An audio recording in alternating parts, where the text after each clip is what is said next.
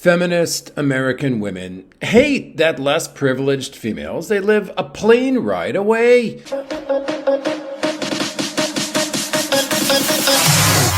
You know, in the 1950s, the Western women would stay home, they would cook, they'd clean, they'd take care of the family. You know, I didn't hear any complaints from them, but, then again, I was not alive at that time. So, technically it's true. I really did not hear any complaints. Let me give you some examples of what I've seen sort of with my own two eyes, sort of firsthand or secondhand based off someone I know. Look, you lift them up, you lift up the old baby roonies, and then, sure, they do go bat crazy, out of control. Maybe, okay, well, we're going to get into this, but there's nothing wrong with that. There really isn't anything wrong with that. So we're going to talk about this too. Now, I know what you're saying. Hey, Scotty boy, what the F are you suggesting? Are you saying I don't lift up my baby rooney? No, guys, listen carefully. Please, just listen carefully. Don't take it the wrong way. It's not that way at all. What I'm saying is lift her up to the moon, my good brethren. Just know that, look, you're going to have a hell of a price to pay for it later on. That's all I'm saying. But hey, I'm all for, we all are. We're all for lifting up thy women, just like we have done throughout history. Absolutely, it's true. Lifting up your baby rooney is the secret key to creating a happy family in the opposite world. But hey, in this channel, we talk about the real world. We're going to divulge this topic a little bit more. So let's get into this. So let me tell you some stories of some women who wanted something, they wanted something from their man. And after they got it, let's just say a little change happened for the better, of course. Hey, this, right? You're listening to the world's most positive YouTube channel.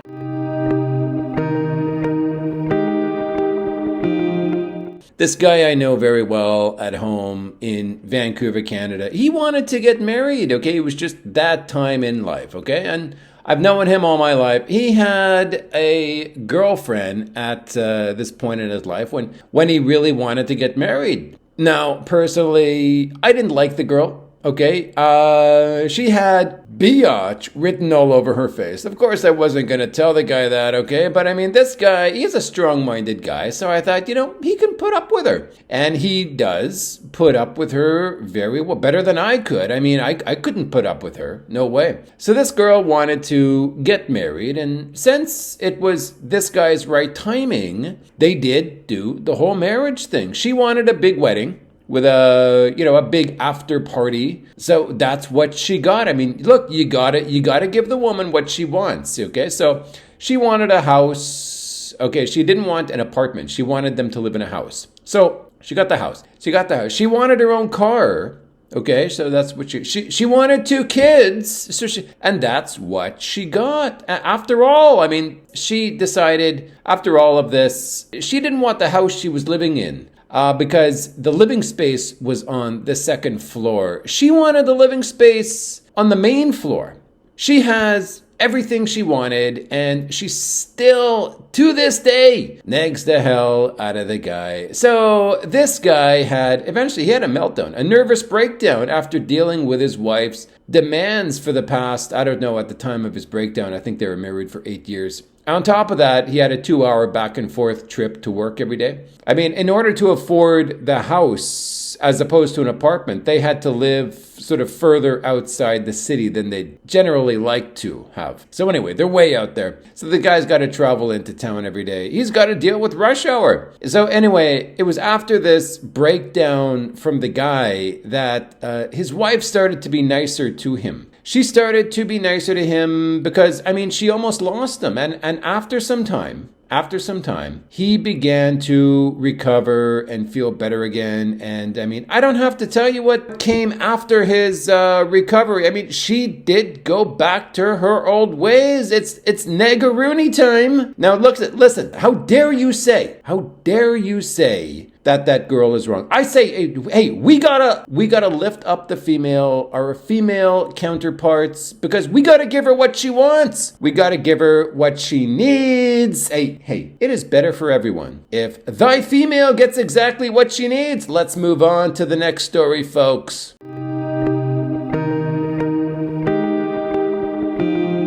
So let me tell you the story of my own father, okay? He's been married twice, okay? So this is my dad, okay? So first time was to my mother, and they got divorced, and second time was to his current wife, okay? So when my dad married my mother, he said to me later, he said he still was not ready to get married. I mean, he was in his late 30s, but he just wasn't settled at the time. But this was in the 70s, so, getting married was just something that people did at the time. You sort of had this pressure once you reached a certain age was to get married. You'd have to have experience living in the 70s, I guess, to be able to understand the culture at that time. So anyway, he married my mother, and my mom instantly quit her job. She said, well, I'm married now. I'm not working. So it was common in those days. So my dad, said okay to her request not to work. And so then she got bored and decided to start working part-time. I do remember growing up, my mother was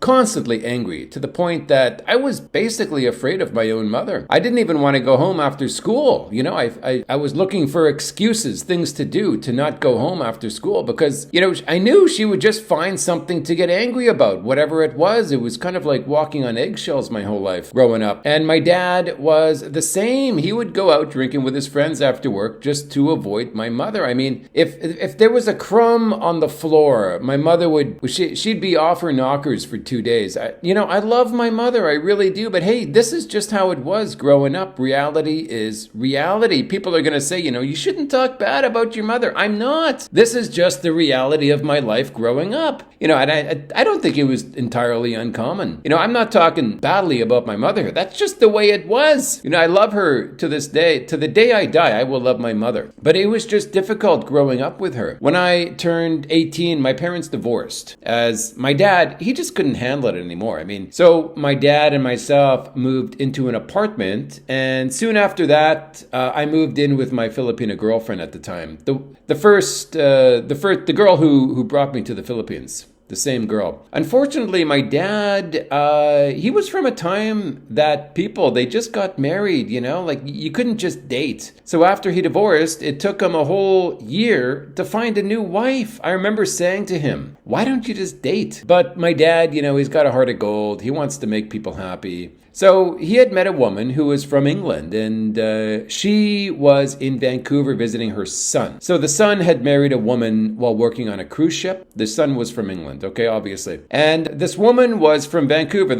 Who the son married is from Vancouver. So that's how he ended up immigrating to Vancouver. So they had a daughter together, so they immigrated via marriage to Vancouver. Okay, so anyway, blah, blah, blah. And that relationship between the son and his wife was an entirely different nightmare story that is in line with this story. I mean, look, they built their life together, and as soon as they had reached their goals, I'm talking about the son of my stepmother here, as soon as they had reached their goals of settling down, they got everything they wanted. Once they got everything they aspired to have, she started her, biatching and complaining and cheating, and they got divorced. But anyways, it was while my stepmother was visiting her son in Vancouver that my dad met her. And she was having to leave because, she was from England. She wasn't Canadian. Her time was up. Her visa was up. And so they got married, and so that she could stay. And I do remember the day of their wedding, while everything was, was finalized, like she didn't have to, quote, try anymore. The stepmom had this aura of confidence because I was there. I saw it. I remember her telling a group of people on her wedding day, she said this to the group. She said, I phoned my daughter to tell her I'm getting married, and my daughter said, again? And I just remember her confidence as she's telling this. Oh, like she's done it again,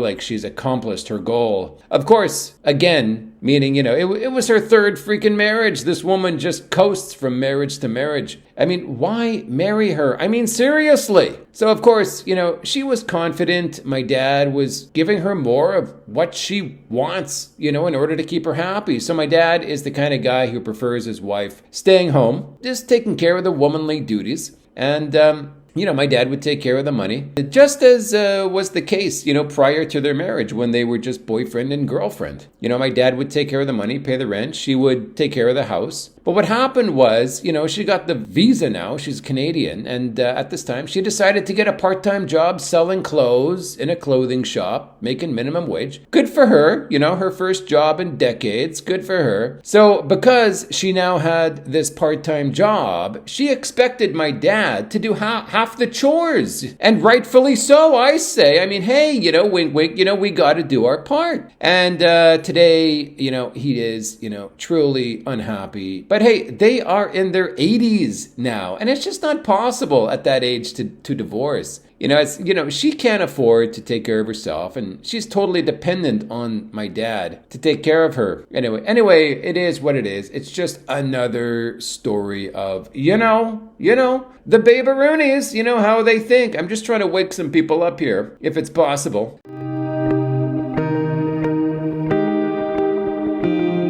So this is a story of a boss of a friend of mine in Vancouver. Okay, so let's get into this story here. So this boss was married with 2 kids. Okay, it's an Asian Canadian family. He had a PhD in some kind of high-tech something. Okay, so the guy worked hard. He had his PhD, and he had a good salary, a great salary. His wife was a stay-at-home mom, and they had no money problems. The guy was making over 200 grand a year. But his wife suddenly, the kids were about 6 to 8 years old, the 2 kids, suddenly had an urge, to get a master's degree. I mean, hey, you know how it works. We gotta lift up the baby-roonies. So here she is, she got, we know how it works. She got everything she wants from her great husband, the engagement ring, the wedding, the house, the cars, the money, the kids. What else could she possibly want? Well, a master's degree, of course. So he now had to pay for a nanny to take care of the kids, right? Because, the wife was going to be studying. She's got to pursue her life, She couldn't settle for just being a mother, which he said confidentially to my friend during a lunch. He said, I'd prefer my wife just stay home, raise my kids, but I can't suggest that to her. So, the years go by, and so she did get her master's degree and tried to get a job, okay? But I guess suddenly being a mother didn't mean that much to her. But her master's degree was in some kind of arts, and there was no job afterwards in her field. So she insists on keeping the nanny, okay, even though she's not working. She also wants things, just stuff out of the blue. She suddenly needs a new handbag, blah, blah, blah. She's got to feel good about herself. And since she was not able to get a job herself, good old Hubby Wubs is to the rescue. But don't tell her it's to the rescue. She did this to herself. She made a big accomplishment. She deserves a new bag. It's the guy's duty after all. It's just under the table, make her think she's doing well. And of course, he agreed. Hey, he's not going to risk pissing off the old wife-a-rooney. So, they stick with the nanny. And after all, they are now basically, they're stuck together, so which I'm sure was not part of her plan at all. I'm sure it wasn't. Of course, she nags the hell out of him. She orders the food delivery. She's too high class. She's too busy. She's too important now to be cooking herself. She's got a master's degree. Gentlemen, listen carefully. I was trying to send a message to you peeperoonies here. Lift her up. Lift up your baby-rooney. These are positive stories of lifting up thy women. Hey, why not? Why not? If it works, it works.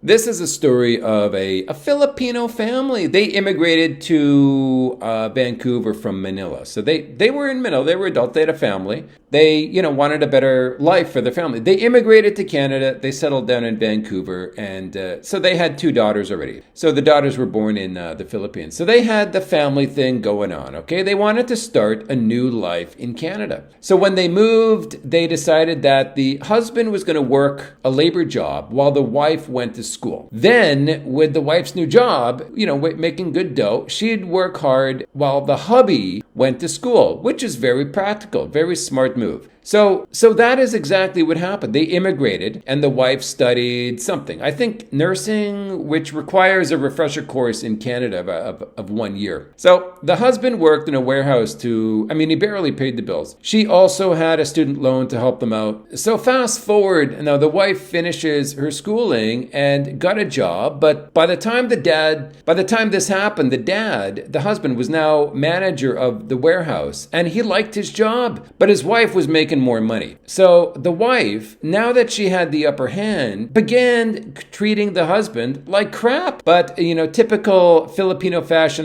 divorce was never entered his mind. Hey, respect to that, okay? Gotta respect that. Anyway, they did have 2 kids to raise after all. So the husband put up with her crapola for another decade or so. And then he met this side chick, a fellow, a Filipino lady who had just immigrated. I did meet her, okay? She was kind, she was wild at. She was obviously like the party kind of girl, but no harm with that. She had left her son at home in Manila. So she had immigrated. I'm going to tell this story later. So her family was another story. I'm going to get into this, but I don't want to deviate right now. I'll tell it after. So by the time he had moved into car sales and had, no interest in studying anything else, he had come to the point where he realized he liked this side chick more than the wife. And at this time, the kids were like older. They were in college, high school, or whatever, And so he told the wife that he wanted a divorce. So the wife miraculously had a realization that her husband, he's kind of important to her. She doesn't want to be alone. And so she started to treat him, quite a bit better. So now this made it difficult for him to divorce, as the wife was now treating him much better, right? Giving him exactly what he wants. So he decided to, stick with the old wife. But as things settled into the new normal, they got comfortable again. His wife began, she began it's the same old crap that got them into the whole divorce talk in the first place. And there really is no need to go on. It's just the same old typical crapola. So the way it ended was that his side chick got tired of waiting for him to divorce the old wife, as he had promised. And so she ended up meeting a new guy, a Filipino guy. And he settled for his old wife, treating him like crap again, as there wasn't the opportunity of another side chick that never came back. And life, it just went on as it did before. But on a positive note, at least the wife is doing well with her finances. Hey, kudos to her, right? We all want her to, be lifted up. She may be, she may be fatter by the day, but hey, this is a positive channel here. She's treating him like a crapola, which, he probably deserves it. But that's okay, because, we must lift up thy precious women.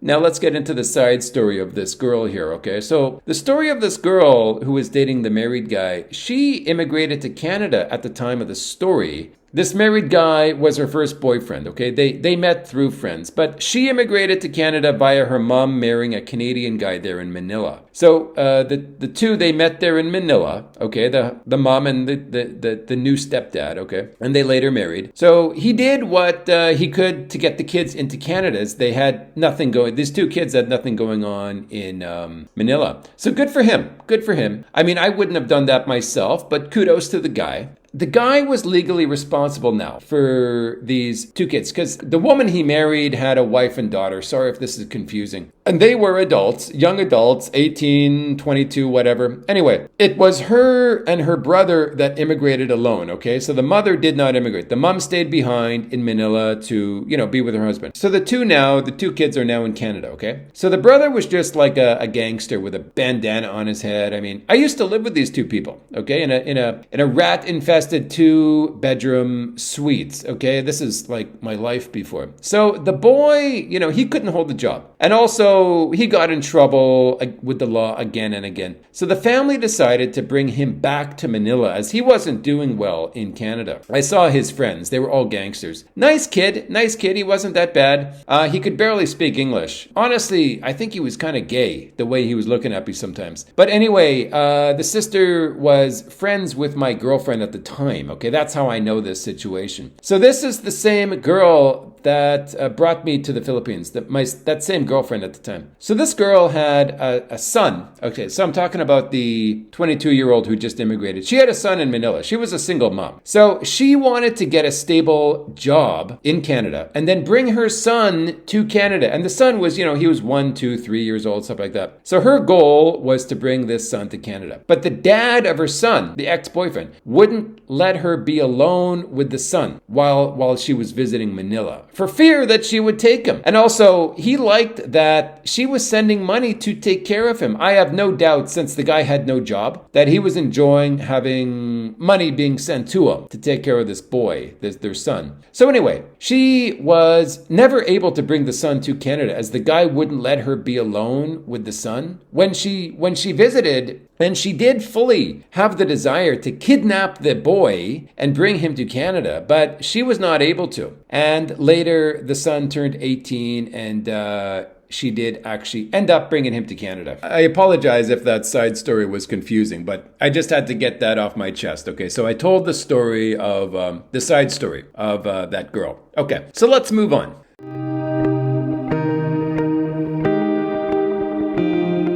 So this is a hell of a story. So this is a story of a friend of mine from about when I was, 19 years old. I met him because he was the boyfriend of my girlfriend's best friend. Okay, sorry about the confusion here. So he was the boyfriend of my girlfriend's best friend. So my girlfriend had a best friend. He was the boyfriend. So anyway, yeah, they were dating, but they had actually broken up. But what happened was that she realized a month after they broke up that she was El Prego. She had a bun in the oven. And because of this, the two of them, they decided to get back together. As, she had a baby. They had a baby going on.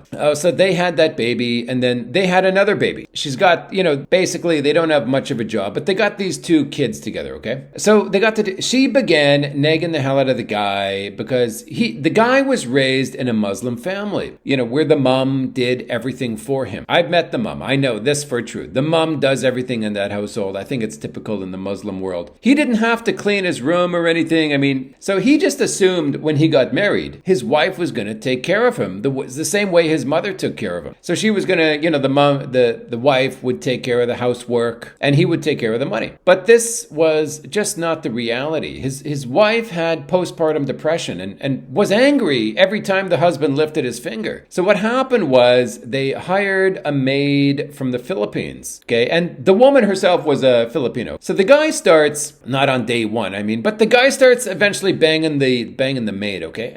This is the real world here, folks. This is in Canada. So the maid was from Davao. They sponsored her to come up to be a maid there for, this family here. So the wife finds out, and the wife is actually fine with it because she can't stand her husband anymore. And I talked to the wife about this on in a Facebook Messenger. She actually helped sponsor this maid to be Canadian, okay? So the maid that her husband was banging. Anyway, they did the whole divorce thing, and so the wife and he divorced, and the wife starts going crazy meeting guys online, okay? So this comes straight from the wife, okay? This is not, I talked to the wife directly. She starts banging these guys, okay? And it was clear she did not want to she was clear with the guys. She did not want a relationship with them. She just wanted to bang.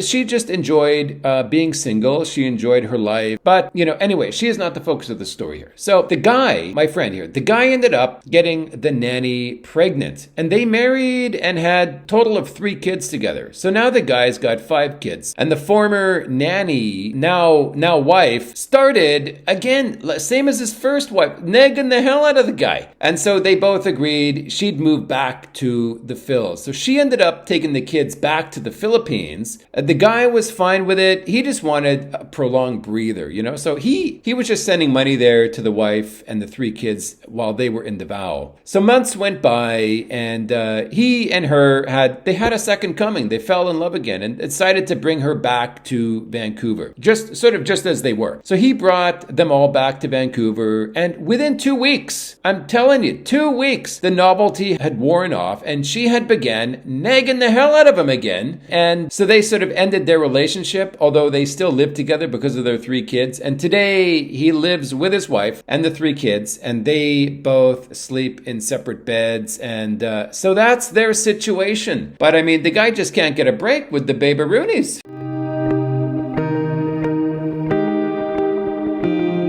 This is a story of a guy I met on an airplane. So we sat next to each other, and he was like me. He just looked like a regular guy. So, we got to talking a bit, and he was a friendly guy. So he was telling me a story of his time in Colombia. He was into Colombia like I was into the Philippines. So he had married a Colombian woman who was 15 years younger than him. And the thing is, the way he said about the age gap there of 15 years, he looked at me when he said 15 years younger. He kind of expected me to be shocked. But in my mind, I'm like, only 15 years? So anyway, they married, and she had a son already. Okay, so he was 15 years old. So they married, and they went back to his home in America. So let's say 10 years of hell go by, and the straw that broke the camel's back for the guy was that she stole 10 grand from his bank account via a check or something like that. So with this, they divorced. And of course, she got a bunch of crap from the guy in terms of, money, right? Because, the judge will always feel sympathy for the female. It doesn't matter if she stabbed him while he was watching TV. We gotta sympathize with the women. It's still the guy's fault. I mean, he shouldn't have been watching TV to begin with. But that was just another story. That was story number 6. But we're gonna finalize this sucker here, guys.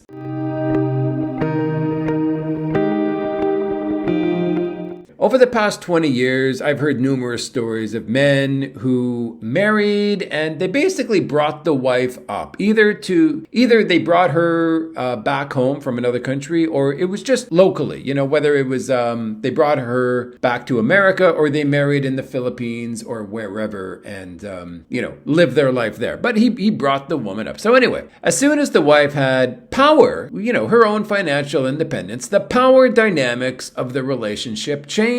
And I'm just saying this as fact, guys. Look, it is not about saying anything bad about women or that it's wrong to build them up. Look, if you have the mindset that men and women should be 50-50, they should be equal in a relationship, both work, both pay the bills, both share the housework. Okay, that's fantastic. And that is a moral mindset. Good for you. But just realize, guys, that, look, you're going to have a hell of a price to pay for it later on the topic of bringing people up. I want to talk about my theory on tipping. I've had a lot of comments in one of my videos where I mentioned that I don't typically tip the taxi dude in the Philippines or anywhere in the world. And I just thought I'd explain my theory on tipping, especially after hearing another Phil's vlogger talking about tipping in the Phils specifically as the foreigners. It's important for us to tip. This is what the guy's saying. I won't mention the guy's name. A lot of you might know who I'm talking about. So,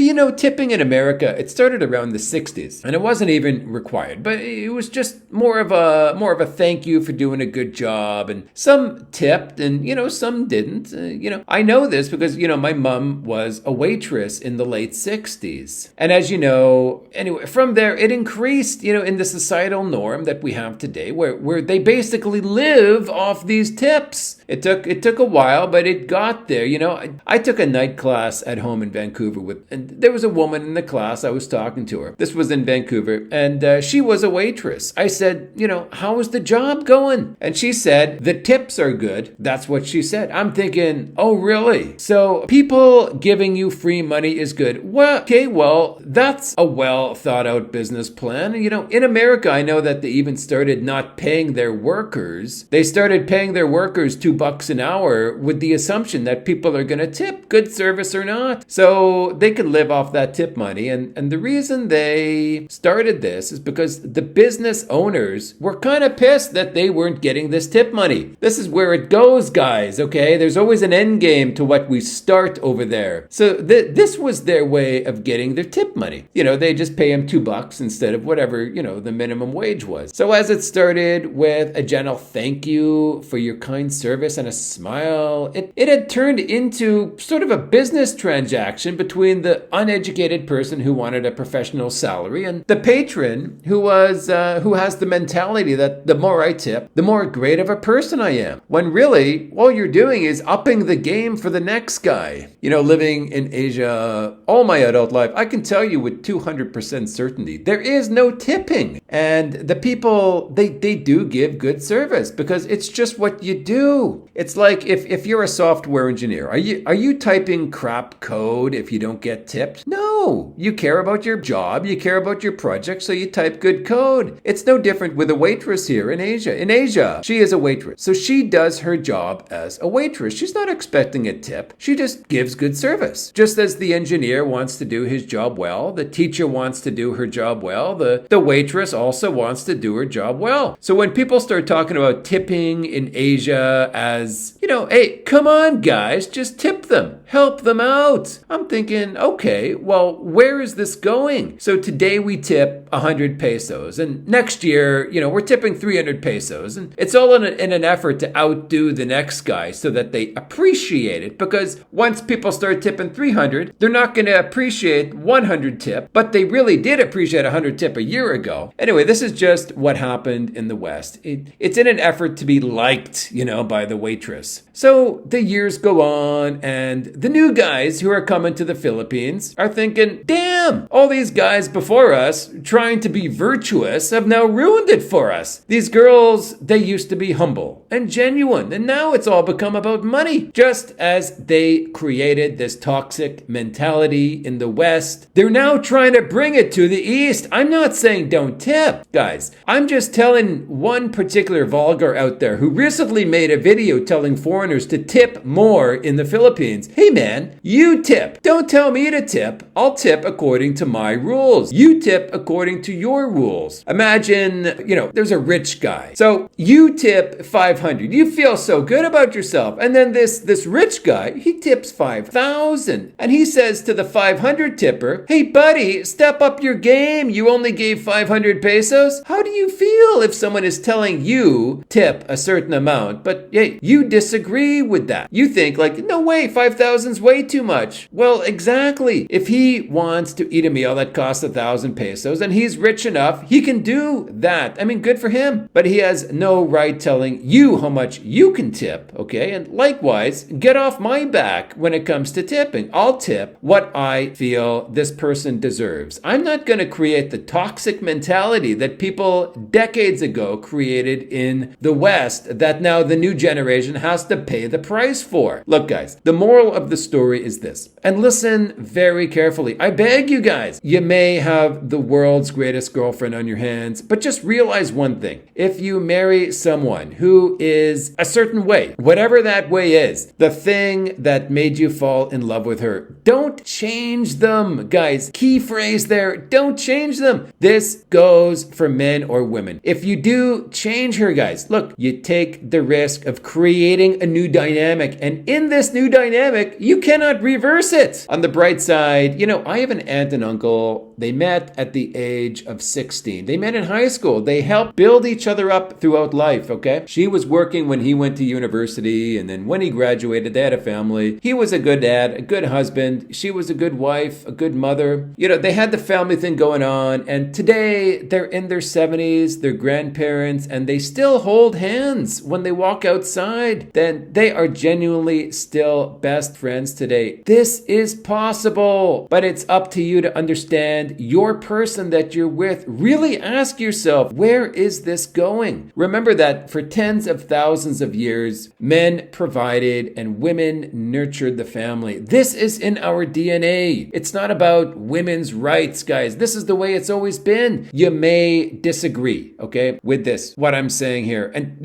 times have changed. I do understand that. But look around. Have they really changed? Or are we forcing a change that isn't meant to be? Think about that, guys, okay? Till next time, my great friends, keep an open mind and remember that nothing is written in stone. The conversation is never over. Scotty Boy will always be here with an open mind. And hey, I want to talk to you guys. So leave a comment below, guys. Hey, I love talking to you guys. I love deep conversation, and the deeper, the better. Hey, a conversation cannot be too deep, guys. I love it, guys. Okay, adios, guys. I will see you on the very next Vitorino.